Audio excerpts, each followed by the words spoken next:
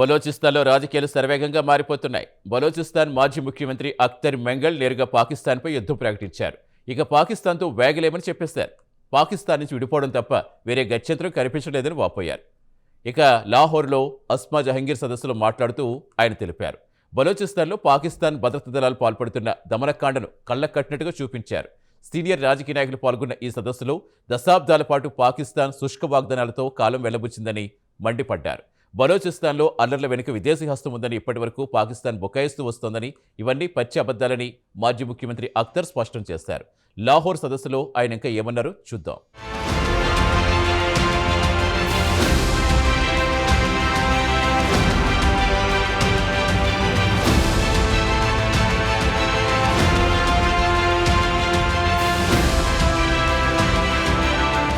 బలూచిస్తాన్లో రాజకీయాలు శరవేగంగా మారిపోతున్నాయి.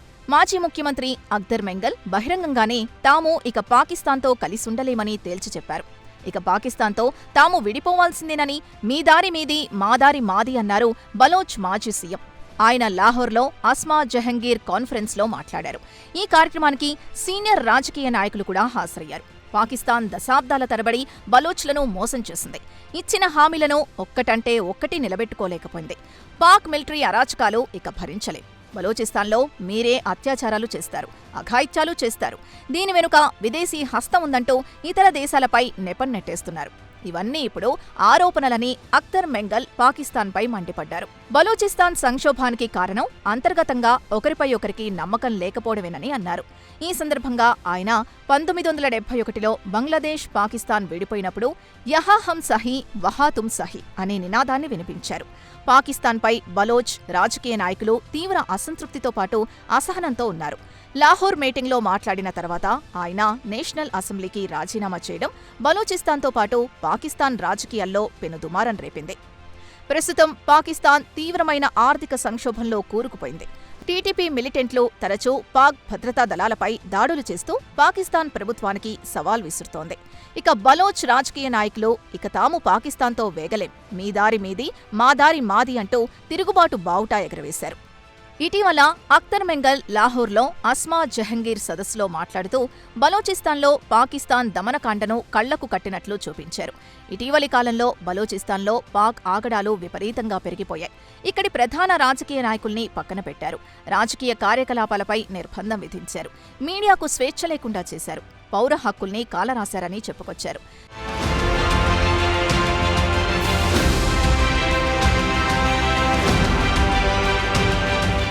తన ఎక్స్లో ఒక పోస్టు పెడుతూ రాజీనామా చేసిన తర్వాత ఒక్క రూపాయి కూడా విత్డ్రా చేయలేదన్నారు. 17 నెలల క్రితమే పార్లమెంటు లాడ్జిని ఖాళీ చేశానని చెప్పుకొచ్చారు. నాకు నివసించడానికి ఇల్లు కూడా లేదన్నారు. సెప్టెంబర్ 3, 2024లో రాజీనామాను స్పీకర్కి సమర్పించారు. అప్పటి నుంచి ఒక్క రూపాయి కూడా తీసుకోలేదు. తాను తన సిద్ధాంతాలకు కట్టుబడి ఉన్నాను. బలూచిస్తాన్ ప్రజల సమస్యల్ని పాకిస్తాన్ తీర్చకపోవడంతోనే ఈ నిర్ణయం తీసుకున్నామన్నారు. బలోచ్ ప్రజల సమస్యల్ని తీర్చడానికి బదులు ప్రభుత్వం బలోచ్ ప్రజల్ని అణగదొక్కుతోందన్నారు.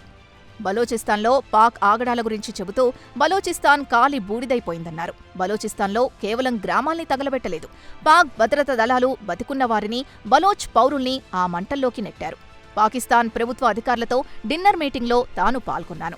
ఈ మీటింగ్లో తాను వారికి ఒక్కటే చెప్పా, తన ముందు వేరు ప్రత్యామ్నాయం కనిపించడం లేదని స్పష్టంగా చెప్పా. Balochistan no return of the point నుంచి చాలా దూరం వెళ్లిపోయిందని పాకిస్తాన్ ప్రభుత్వానికి చెప్పానని బలోచ్ మాజీ సీఎం లాహోర్ సదస్సులో వివరించారు. ఇదేదో తాను కల్పించుకొని చెబుతున్న మాటలు కాదు, ఇది గ్రౌండ్ రియాలిటీ అని మెంగల్ చెప్పారు. తాను కూడా వజీర్ అలం మాదిరిగా, అంటే ప్రధానమంత్రిగా బలోచ్ల నడుం విరగ్గొట్టామని చెప్పవచ్చు. వాస్తవానికి చూస్తే రియాసత్ అంటే ప్రభుత్వం నడుం బలోచ్లు విరిచారని చెప్పారు అఖ్తర్ మెంగల్. బలోచిస్తాన్లో అసలు సమస్య రాజకీయ సమస్య. అయితే పాక్ ప్రభుత్వం దాన్ని మిలిటరీకి అప్పగించి సమస్యను పరిష్కరించుకోవాలనుకుంటోందన్నారు.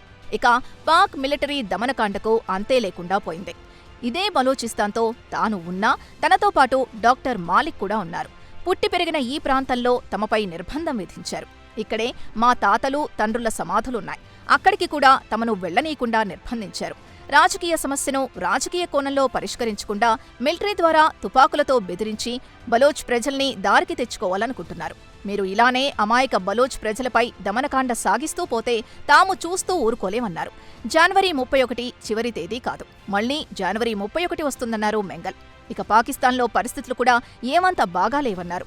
ఇక గతంలోకి ఒకసారి వెళితే ఖాన్ ఆఫ్ కలాత్, మహ్మద్ అలీ జిన్నా మధ్య ఒక ఒప్పందం కుదిరిందని చెప్పుకొచ్చారు. అది చాలా మందికి తెలిసే ఉంటుందన్నారు. తన వద్ద ఉన్న దస్తావేజుల ప్రకారం 27 మార్చ్ 1948లో ఇరు దేశాల నాయకుల మధ్య ఒక ఒప్పందం కుదిరింది.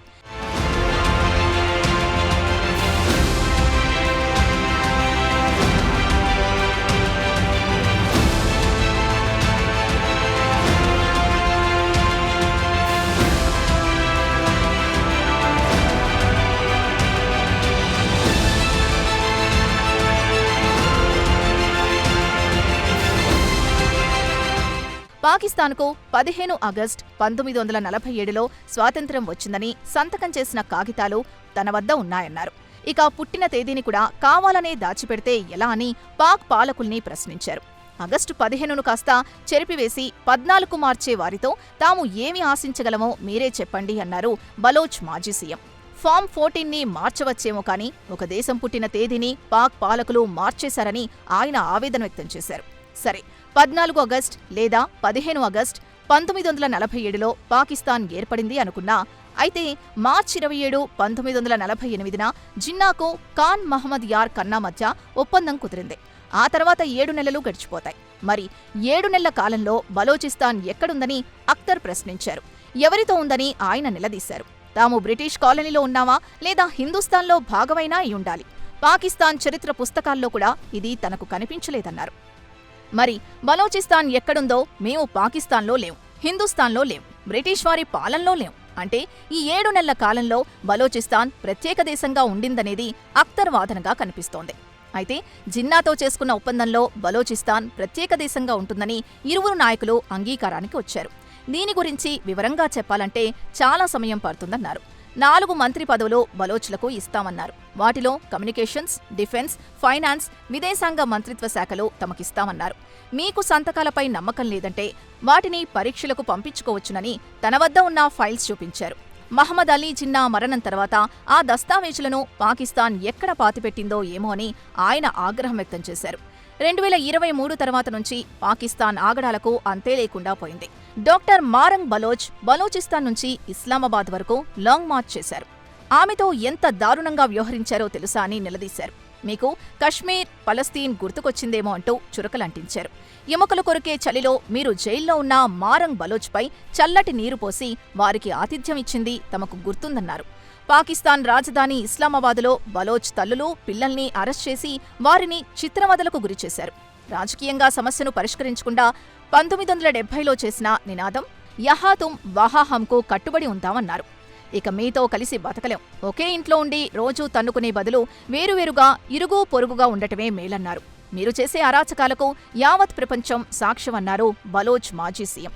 ఆయన మాటల్లో వేదన స్పష్టంగా కనిపించింది. ఇక పాక్కు బలోచిస్తాన్లో విలువైన ఖనిజ సంపద కావాలి కానీ ప్రజలు కాదు కదా అని బలోచ్ మేధావులు పాక్ పాలకులపై మండిపడుతున్నారు.